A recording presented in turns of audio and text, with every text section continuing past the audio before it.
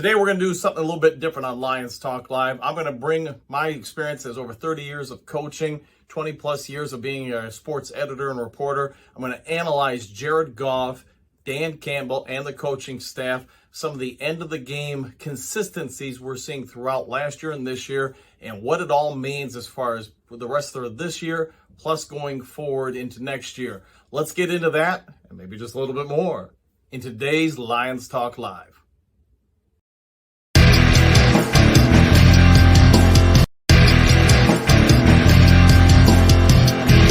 Well, greetings and salutations to everybody out there in YouTube land. I'm your host once again, Dan Thornton, and yesterday I had a conversation with somebody, an extensive one, over the video I got out rather late in regards to the Buffalo Bills game.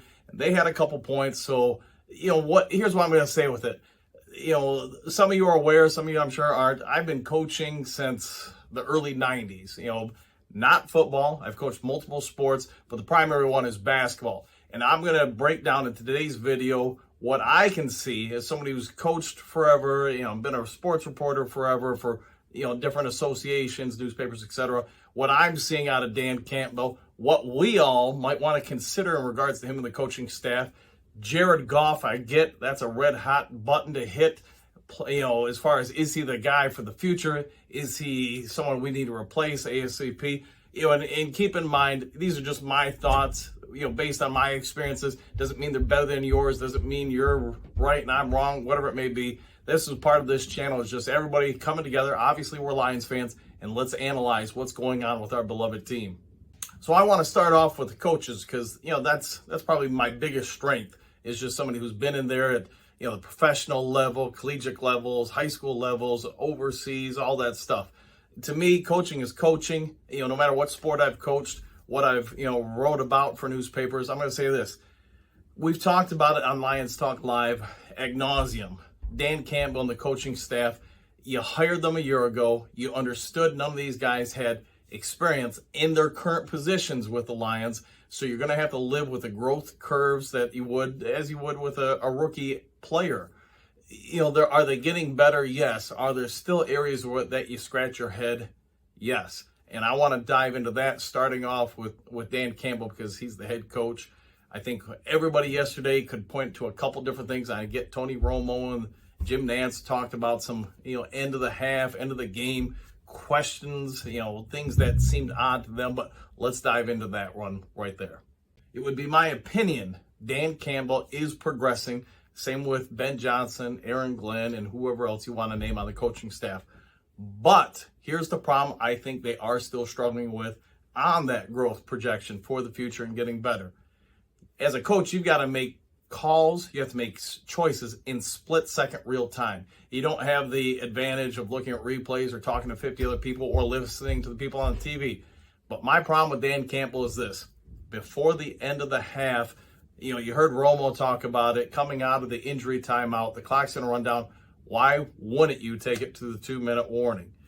Force Buffalo, knowing that you've got second down, that on second down and probably third down, they're going to have to burn timeouts to preserve clock. You'd rob them of 2 of the 3 timeouts. To me, that is a coaching blunder and a result of inexperience in coaching. Say what you want, but in a game like football where you're trying to take away opportunities and force people into more obvious situations on either side of the ball, Campbell and staff, they fumbled on that one. The counterpoint to that is, hey, maybe Buffalo would have used some of their timeouts differently. If Detroit had, taken it down to 2-minute warning and such. Ultimately, before the half, they kicked the go-ahead field goal. I believe it was with 4 seconds left. So here's what I'm going to say. You ended up leaving them by not taking it down to the 2-minute warning. You gave Buffalo roughly a minute and 41 seconds. Would it be more possible that you exhaust Buffalo's timeouts and force them into more horrible passing situations that benefit you as the Detroit Lions defense? To me, and we've all talked about it, but I think in a game of inches, you did everything you could through a lack of experience to aid Buffalo there. Would they still have gotten the field goal? Who knows? But I'm going to say this. As a coach, you should be worried about what you can control, not what the other team might do. And to me, Dan Campbell and staff, while they're progressing, still showed their lack of experience and that they bailed out Buffalo, in my opinion, in that first half. Continuing on with that, the end of the game is what it is, but I'm going to say this. Ben Johnson shows his inexperience 3 times this year in similar situations to yesterday. 3rd and 1, he calls for the kill shot. The one that comes to my mind most readily is the one against Seattle where we throw the deep pass to Josh Reynolds. I'm going to say this. It on paper looks great. Yesterday, I'm going to say this. I don't know if it's just, Shark's only been back a couple weeks, got a couple practices in. Maybe him and, Goff just aren't on the same page. But at the same time, at what point in this season have you seen Josh Reynolds or Shark jump up over people and make those catches consistently?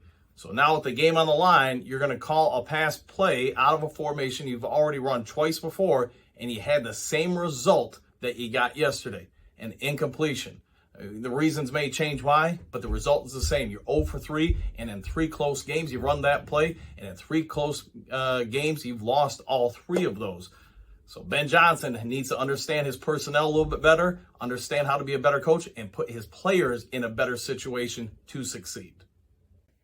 I'm going to pick on Aaron Glenn now. And again, I said I was going to go after the coaches, so going through Ben Johnson a little bit, Campbell, Aaron Glenn. I actually think the pass in the last 23 seconds that Allen hits Stephon Diggs in the middle of the field, I don't really think Aaron Glenn caught a bad setup there. He's got 3 defenders around Diggs, but not one of them makes a play on the ball.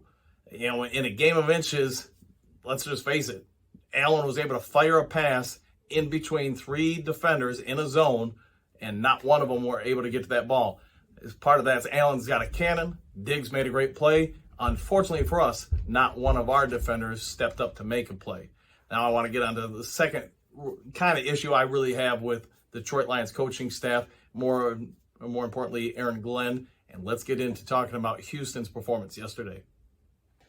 With Houston, the rookie who's, let's face it, he set an NFL record. In over 100-plus years in the NFL, nobody on defense in their first game out has gotten 2 sacks in 5 snaps. So here's my question. Beyond those 5 snaps, why didn't he get a few more reps and snaps out there? Because really, he didn't get much more after that second sack. To me, that's a coaching error. Use a basketball term. You got the hot hand, feed him the ball. Buffalo had a hard time with either one of their tackles, if you watch the replays, controlling somebody who's a little bit smaller, a little bit more agile. And if you look at his ankle placement, this kid can bend and get low around the hands of blockers with ease.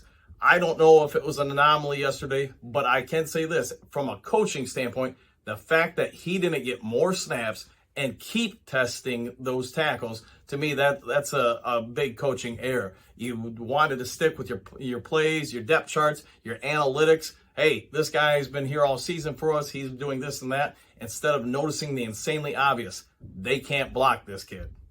Keeping on with Houston and the coaching staff, it'll be interesting to see what happens from here forward. But again, you set an NFL record, let alone a Detroit Lions record in your first 5 snaps. I mean, you get 2 sacks.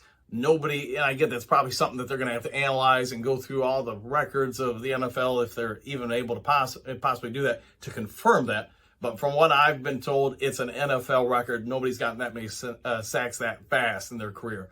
With that being said, I think the coaches really dropped the ball in that one. Here's a guy that was terrorizing Allen. He's got speed. Yes, he's not the biggest, but if you're just going to play him on 3rd downs or obvious passing downs, why isn't he on the field getting more snaps? I think he ended up with only like 5% of the snaps. I mean, to me, again, coaching error and avoiding the insanely obvious versus, going with your play sheet. All right, now let's get into the big topic. Jared Goff. Is he the future? Should we replace him? Here's my stance on him. Is Goff going to win games for you all on his own? No, he's not an Allen. He's not a Mahomes. He's not a Montana. All those things.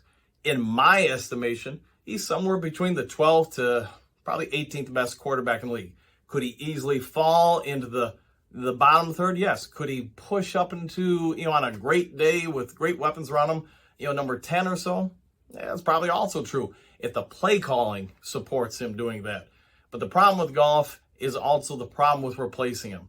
He's good enough to where he doesn't kill you, but he's not bad enough where it's obvious you have to replace him. So here's what I would say to everybody. You can leave your thoughts in the comment section below. If you want to replace with Goff, which, hey, I'm all for it if we can get somebody better, how do we do it? Answer me that. How are we going to get somebody that's better than him this offseason? The other part of that problem is, going back to Andre Ware. In the mid-90s, early 90s, the Lions had studs at seemingly every position possible except one, the quarterback. I know we took Scott Mitchell. I say to this day, and I'll probably say it to the day I die, if we would have taken Warren Moon, we'd probably make a Super Bowl. Will we win it? I mean, I'm not going to go that far and guess, but I think Warren Moon would have done wonders for us. Instead, we went with a younger guy who played a couple games as a backup for Dan Marino, sold on those results because the play calling there was different, and just Miami's schedule was different as well. And what we got is an absolute train wreck. Mitchell had one great year after they had a bunch of meh years. Plus, his teammates didn't like him too much either. But sticking on with Goff, I think that will be the problem for the franchise replacing him. You're either going to have to get somebody in free agency that you know is better, or you're probably having to draft somebody in the 3rd, 4th, 5th round that you think, hey, we can groom them and make them better for the future, play Goff one more year, maybe 2 more. So I think we can all probably agree that our pick, the Lions pick, isn't going to be high enough to get one of the top 2 quarterbacks in the upcoming draft. Will the Rams pick be up there? Yeah, but I also don't think they're going to finish at number 1 or 2. I guess we'll see what happens. But it'd be my anticipation one of the top 2 quarterbacks available in this year's draft are going to be gone in the first 2 picks. So what do? Are you going to trade multiple picks to go up there and get a guy? The problem I have with that is this. I've been a Lions fan since 1980. I've seen countless trade ups. The one that comes easy to my mind is Andre Ware. He was going to be the savior of this franchise. He's a bust. Do your own homework, come up with your own thoughts, but I think this. It's hard to project quarterbacks more than any other position. If we're going to go up and get somebody, instead of filling out other needs with higher return rates, there lies the problem. Take sure talent from other spots to get hopeful talent at a quarterback position that isn't horrible. It's just not great. So I'm sure we all know, with moving on from the Goff topic to coaching topics, what we can say going forward is, hey, we got 6 games left. At the start of the year, the start of Lions Talk Live, I projected 6 wins. I do think it is possible for us to get 7. I think it's going to be tough for us to get 8 or more. If it happens, great. But I'm going to say this right now. It's my projection. We're still going to get 6 wins. I think we're going to be very competitive in almost every game the rest of the year. But the problem is we've got great young talent. It's just not consistent talent. 1 week, Aiden Hutchinson is player of the week. He did not have a great game yesterday. 1 week, Kirby Joseph is great. And then he has a kind of meh week. And then last week, he had a pretty fair outing. And I think we're going to see more and more of that as the rookies and younger players take more and more reps. They're getting better and better. They're just not consistent with anything yet. I will say this, though. I'm sure Ford Field is going to be packed next week because, as we've talked about, J-Mo's coming to town. Well, I'm not going to make this video too much longer. Tomorrow's video, I am going to dive into the rookie class, trying to analyze them because, let's be honest, we've got to have perhaps the best rookie class in NFL history. The fact that we're getting somebody setting NFL records in their first game, like Houston yesterday. You got, Aiden Hutchinson's performance, Joseph's performance, Mitchell's performances steadily increasing, Malcolm Rodriguez getting better, on and on and on. But I'm going to say this, when we take to the field against Jacksonville, I do think, Ford Field's going to be packed. We're going to have a lot of excitement, and we're going to learn a lot about our team because one simple thing, do they fight as hard against Jacksonville as they did against Buffalo? If that becomes the norm, then I think we've got a chance to win 8 games. If we regress a little bit, a little bit of emotional letdown, then I think, we're probably looking closer to 6 to 7 wins. Will either one of those get us into the playoffs? Probably not. I think we're going to have to get to 9 wins for that to be an option for us. But anyways, hope you all had a good Thanksgiving. I'm going to get out of here for the rest of the day. I'll see you all tomorrow on Lions Talk Live.